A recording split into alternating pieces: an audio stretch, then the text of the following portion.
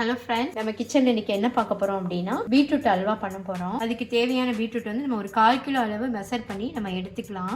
இப்போ கரெக்டாக 1/4 கிலோ இருக்குதுங்க.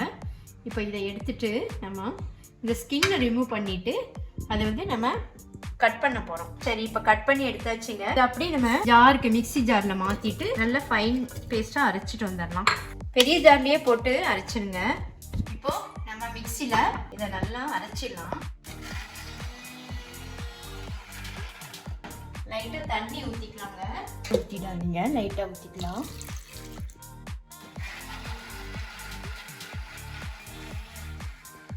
சரி, நம்ம அரைச்சாச்சு. இப்போ வந்து நல்லா ஃபில்டர் பண்ணி எடுத்துடுங்க. இப்போ நான் ஏன் ஃபில்டர் கீழே வச்சிருக்கிறேன், இதுக்கு மேலே நான் ஏன் துணி எடுத்து வச்சு ஃபில்டர் பண்றேன் அப்படின்னா, நம்ம அப்பதான் அல்வா பண்ணும்போது நல்லா கண்ணாடி மாதிரி வருங்க. கொஞ்சம் கூட இந்த இதெல்லாம் வந்து கீழே இந்த வேஸ்ட் எல்லாம் கீழே இறங்கிடக்கூடாது உங்களுக்கு. அதனாலதான் நான் வந்து துணியில வச்சு மாதிரி நான் பண்றேன். அப்பதான் நம்ம அல்வா பண்ணும்போது நல்லா கண்ணாடி மாதிரி வரும்.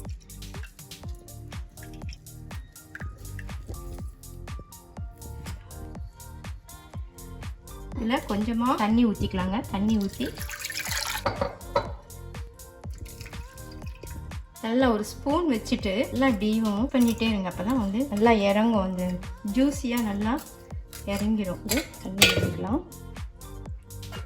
தண்ணி வந்து ரொம்பையும் ஊற்றிடாதீங்க, ஏன்னா உங்களுக்கு அது கிண்டும் போது சீக்கிரமாக அந்த கட்டியாக ஆகாது, ரொம்ப லேட்டாகும். அப்புறம் ரொம்ப நேரம் கிண்டிகிட்டே இருக்கிற மாதிரி வந்துடும். அதான் தண்ணி கொஞ்சம் லிமிட்டாகவே சேர்த்து கண்டிப்பாக மேலே ஒரு துணி வச்சு பண்ணுங்கள். இல்லைன்னா உங்களுக்கு அல்வா வந்து ஒரு மாதிரி மாவு மாதிரி வந்துடும், கண்ணாடி மாதிரி வராது. அதனால் இதை வந்து கண்டிப்பாக துணி வச்சு பண்ணிக்கோங்க.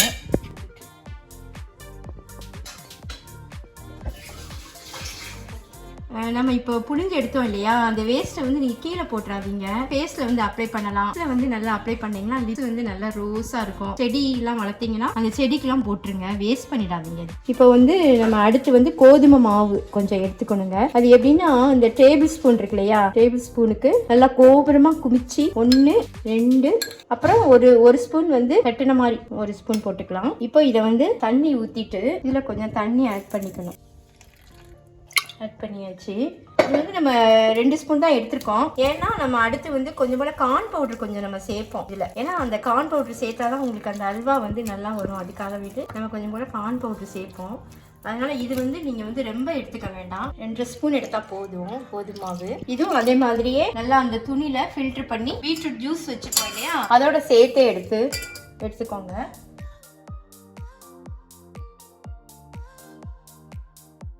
இந்த பீட்ரூட் பண்ணாலும் அதே மாதிரியே கோதுமை மாவுமே இந்த துணிலேயே அப்படி வடிகட்டிடுங்க. பால் எடுக்க முடியல, அந்த மாதிரி வரல அப்படின்னா இந்த மாதிரி கொஞ்சம் தண்ணி ஊற்றிட்டு அந்த ஸ்பூன் இருக்கு இல்லையா, ஸ்பூன்ட்டே இப்படி வந்து மிக்ஸ் பண்ணிட்டே இருந்தீங்கன்னா அது நல்லா இறங்கிடும் கீழே. போதுங்க. இதுக்கு மேலே நீங்கள் பண்ணீங்கன்னா அந்த மாவு உங்களுக்கு கீழே இறங்கிடும். அதனால போதும், இவ்வளவு பண்ணால் போதும்.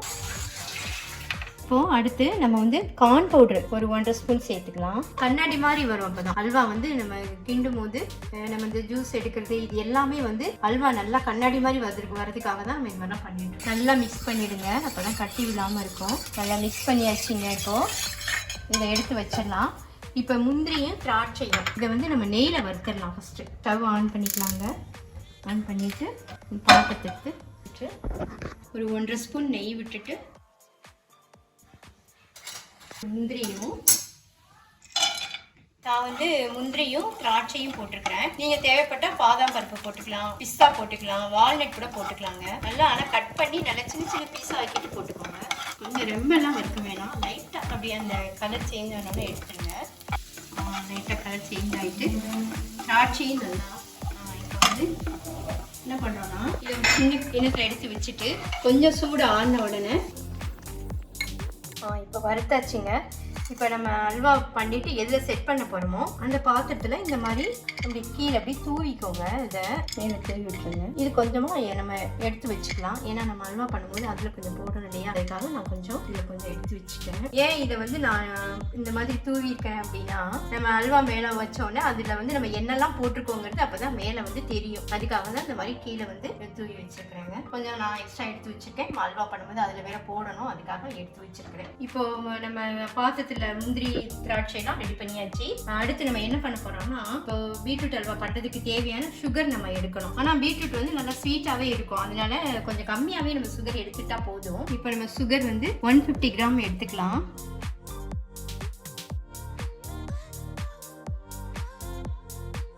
போலாம்.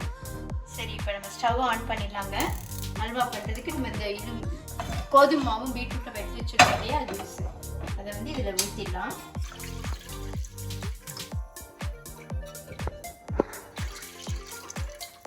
இப்படி நல்லா கிளற ஆரம்பிச்சுக்கணுங்க. நல்லா அப்படியே விடாமல் கிளறிட்டே இருக்கணுங்க, இல்லைன்னா கட்டி சேர்ந்துடும். நம்மளுக்கு அல்வா வந்து அந்த நல்லா அந்த கண்ணாடி மாதிரி நல்லா வராது.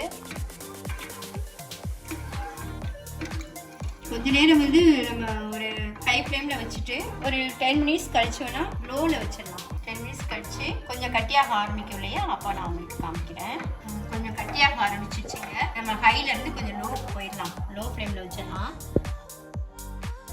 ஸோ இப்போ வந்து நம்ம 15 மினிட்ஸ் ஆகிட்டுங்க. லைட்டாக வந்து கட்டியாக வர ஆரம்பிக்குது. இந்த ஸ்டேஜில் வந்து நம்ம ஒரு நல்லா 1.5 ஸ்பூன் நெய் அதை விட்டுருணுங்க. நெய் வந்து அதிகமாக விடணும்னு நினச்சா விட்டுக்கோங்க, அப்படி இல்லைன்னா கோல்டு வினர் இந்த மாதிரி ஆயில் ஏதாவது விடணும்னா விட்டுக்கோங்க. ஏன்னா உங்களுக்கு நெய் பிடிக்காது அப்படின்னு நினச்சிங்கன்னா ஆயில் ஏதாவது விடணும்னாலும் விட்டுக்கலாம். இப்போ நான் ஒரு 1.5 ஸ்பூன் நெய் விட்டுருக்கேங்க. இதில் நல்லா கட்டி ஆக ஆரம்பிச்சிச்சு பாருங்க.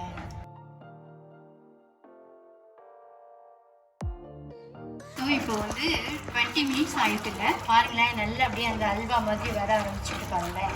இப்போ கூட நம்ம இன்னும் கொஞ்சம் கீ போட்டுக்கலாம், நெய் எடுத்து போட்டுக்கலாம். ஒரு ஸ்பூன் எடுத்து போட்டுக்கலாம். அப்படியே அந்த நெய் வந்து கொஞ்சம் கொஞ்சமாக நம்ம ஆட் பண்ணிகிட்டே இருக்கணும். பாருங்க, நல்லா அல்வா மாதிரி வர ஆரம்பிச்சு பாருங்க. இன்னும் ஒரு 5 மினிட்ஸ் கழிச்சு நம்ம சுகர் ஆட் பண்ணிடலாம். இப்போ ஓரளவுக்கு ரெடி ஆகிடுச்சிங்க, அல்வா பழத்துக்கு வந்தாச்சு. இப்போ நம்ம வந்து ஏலக்காய் சேர்த்துக்கலாம். ஏலக்காய் சேர்த்துட்டு நம்ம கொஞ்சம் முந்திரி பருப்பு திராட்சை எடுத்து வச்சோம் இல்லையா, அது வந்து சுகர் போடுறதுக்கு முன்னாடி அதை கொஞ்சம் ஆட் பண்ணிடுச்சு. நல்லா மிக்ஸ் பண்ணிடுங்க. இப்போ நம்ம வந்து சுகர் ஆட் பண்ணலாம். கொஞ்சம் கொஞ்சமாக போட்டுட்டு கிண்டி விட்டுட்டே இருக்கணும். சுகர் வந்து மொத்தமாக போட்டுறாதீங்க, லைட்டாக போட்டாச்சு. இப்போ லைட்டாக அப்படி கிண்டிட்டோம் இல்லையா, அப்புறமா கொஞ்சம் திருப்பி கொஞ்சம் லைட்டாக ஆட் பண்ணிக்கோங்க. விடாமல் கிளறிக்கிட்டே இருக்கணுங்க, கட்டி பிடிச்சிடும் இல்லைன்னா. இப்போ நல்லா மிக்ஸ் பண்ணணும். உங்களுக்கு நெய் சாப்பிட நல்லா பிடிக்கும் அப்படின்னா நீங்கள் கொஞ்சம் இன்னும் கூட நெய் ஆட் பண்ணிக்கோங்க, சரியா? ஏன்னா நெய் நிறைய வேணாம் அப்படின்னு நினைக்கிறேன். 2 ஸ்பூன் போட்டேன், அதுதான். உங்களுக்கு நல்லா சாப்பிட பிடிக்கும் அப்படின்னு நினச்சிங்கன்னா ஆட் பண்ணிக்கோங்க. நீங்கள் நெய் நிறைய வச்சு எடுத்துக்கோங்க, பிரச்சனை இல்லை. இது ஆக்சுவலாக வந்து உங்களுக்கு ஹீமோக்ளோபின்லாம் கம்மியாக இருந்ததுன்னு வச்சுக்கோங்களேன். நம்ம இப்போ லேடிஸ்க்கெலாம் வந்து ஹீமோக்ளோபின் வந்து கம்மியாகிட்டே இருக்கும் அடிக்கடி.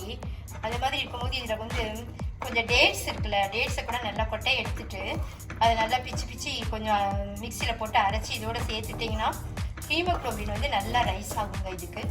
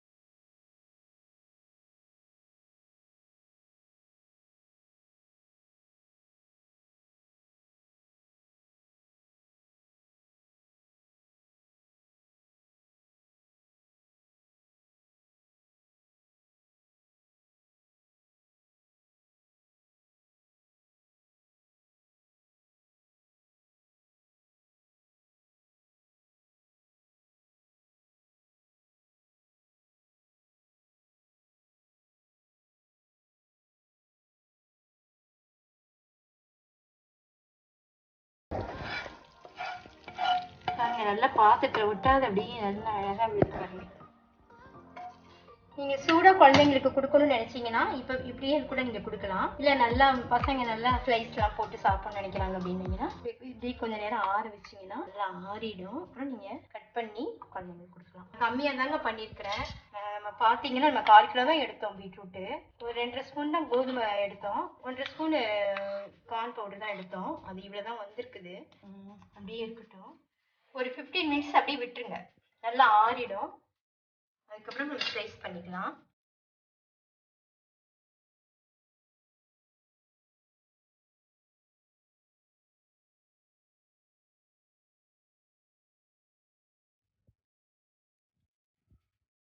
ஃபார்ட்டி மினிட்ஸ் ஆற வச்சாச்சுங்க. கட் பண்ணி பார்க்கணும். அது கட் பண்ணதுக்கு முன்னாடி நம்ம ஒரு விஷயம் பண்ணணும். இந்த கத்தி இருக்கு இல்லையா, அதில் வந்து லைட்டாக எண்ணெய் தடவிடுங்க 2 பக்கமுமே. இல்லைன்னா நம்மளுக்கு கத்தியில் ஒரு மாதிரி ஒட்டிட்டு வரும், கரெக்டாக வராது.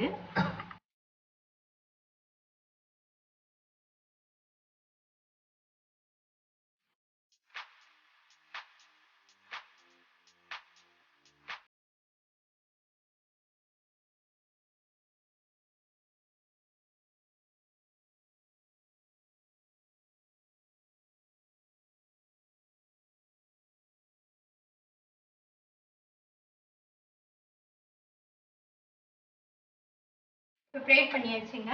சூப்பராக வந்திருக்குது.